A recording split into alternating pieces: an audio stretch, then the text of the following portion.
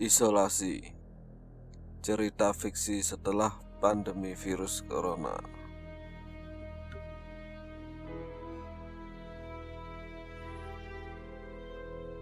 Namaku adalah Diswan.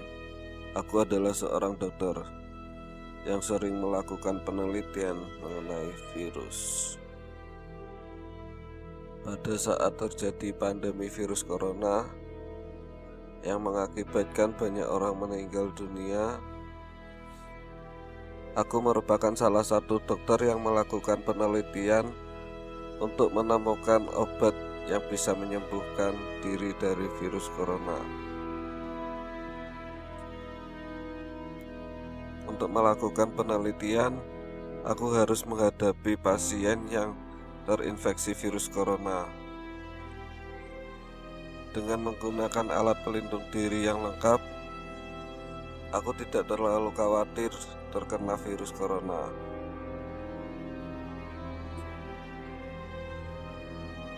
Penelitianku mengalami kemajuan. Meskipun obat yang aku temukan belum bisa menyembuhkan penyakit corona, namun sakit yang diderita pasienku sudah agak berkurang. Meskipun rasa sakit yang dideritanya berkurang, tetapi dia akan tetap meninggal dalam beberapa hari lagi. Salah satu pasienku kondisinya sudah mulai membaik, namun nyawanya hanya terhitung beberapa jam saja.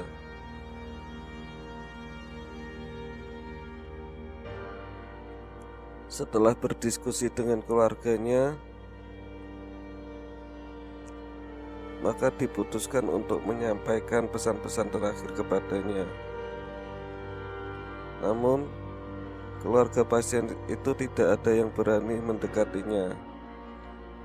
Jadi terpaksa aku yang harus menanyakan pesan wasiat terakhir yang ingin disampaikan ke keluarganya. Saat aku menanyakan ke pasien tersebut, terjadi hal yang tidak dibayangkan. Pasien tersebut sangat frustasi dengan keadaannya, dan dia tidak siap untuk meninggal. Dengan sekuat tenaganya, dia menarikku dan merobek maskerku.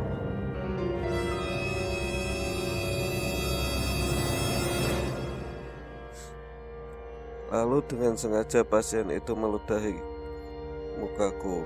What? Oh tidak, aku jadi terpapar virus corona juga. What the fuck? Aku langsung melakukan isolasi diri dan melakukan rapid test, dan hasilnya ternyata positif. Setelah sehari diisolasi, aku tidak bisa melakukan apapun. Bahkan aku tidak bisa melanjutkan penelitianku untuk menemukan obat yang bisa menyembuhkan virus corona ini. Nani?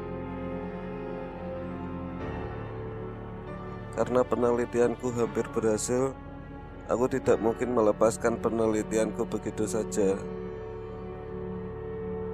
Apalagi belum ada orang yang berkompeten untuk melanjutkan penelitianku itu. Jadi, aku harus mengisolasi diri, mengasingkan diri, dan melanjutkan penelitianku sendiri.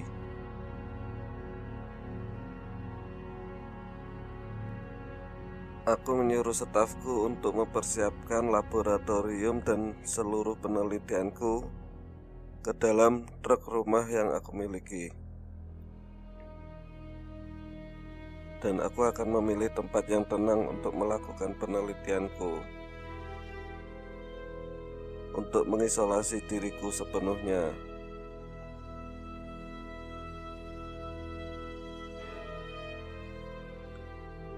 Dengan obat yang aku temukan,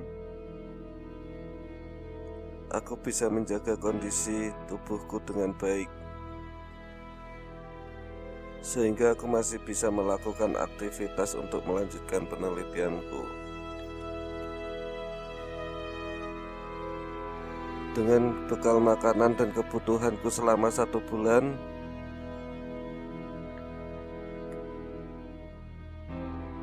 aku siap berangkat untuk isolasi.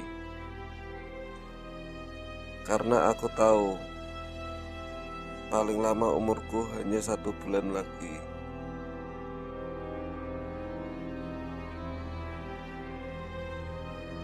Dengan alat pelindung diri yang lengkap, aku keluar dari ruang isolasi menuju truk rumah serta laboratoriumku. Di sepanjang jalan koridor rumah sakit, para dokter dan perawat memberikan respek kepadaku. Aku sangat terharu. Namun aku harus tetap tegar sendiri menghadapi ini untuk menyelamatkan nyawa umat manusia dan diriku sendiri.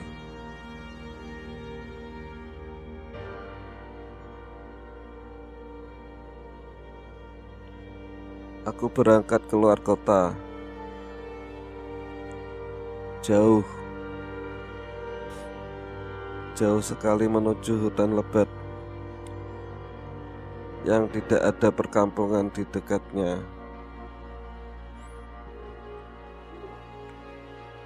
Agar warga tidak terganggu dan ketakutan akan kedatanganku.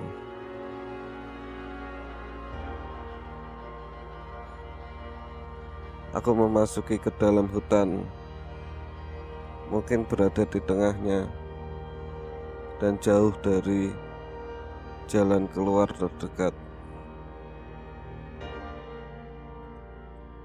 Hanya dengan sinyal satelit, aku bisa melaporkan penelitianku kepada pemerintah.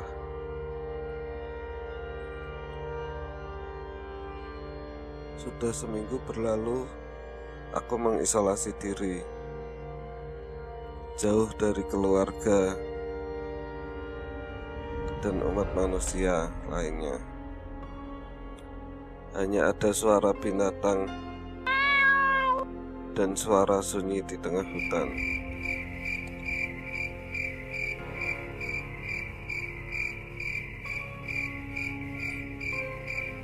Dalam penelitianku, aku sudah melaporkan obat terbaruku.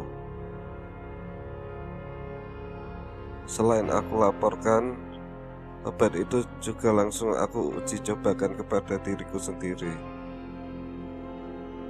Namun belum berhasil juga. Hanya kondisi fisikku masih baik-baik saja.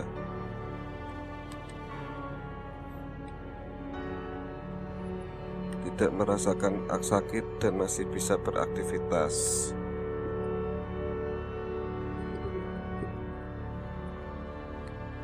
Sisa hidupku tinggal 3 minggu lagi. Oh, hell no! Aku harus bekerja siang malam untuk menemukan obat dari virus corona itu. Sudah tidak ada waktu lagi untuk menikmati pemandangan indah di hutan ini. Namun kemarin aku melihat binatang buas, seekor singa yang mendekati trukku. Jadi aku harus berada di dalam truk saja dan tidak kemana-mana lagi.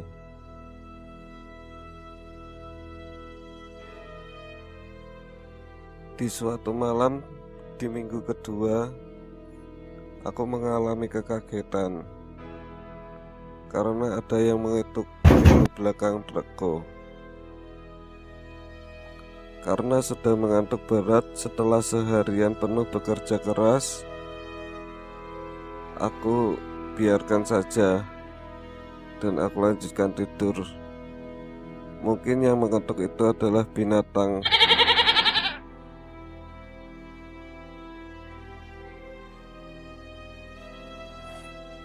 Namun keesokan harinya saat aku bekerja, terdapat ketukan lagi di pintu belakang trukku. Saat aku intip, ternyata ada 2 orang yang berada di luar trukku. Sepertinya penduduk lokal daerah sini. Meskipun dalam penelitianku sebelumnya, saat aku pergi ke hutan ini, tidak ada perkampungan terdekat di tempat ini.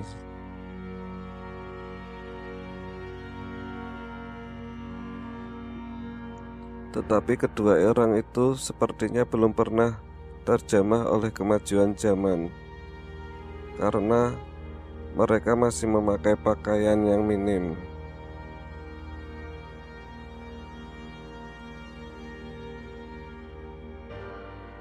Aku cukup ketakutan jika menghadapi mereka, was-was jika terjadi sesuatu. Apalagi jika aku keluar dari trukku ini dan menghadapi mereka, nanti takutnya mereka juga tertular. Dan jika mereka tertular, mereka tidak akan tahu penyakit apa itu, dan mungkin akan menularkan ke seluruh kampungnya. Jadi aku tidak membukakan pintu, meskipun mereka terus menggedor pintunya. Saat aku mengintip kedua orang itu, kulihat satunya memiliki wajah yang datar, dan yang menggedor pintunya itu memiliki wajah yang sangat garang. Jika pun aku menghadapinya, mungkin aku ketakutan terlebih dahulu.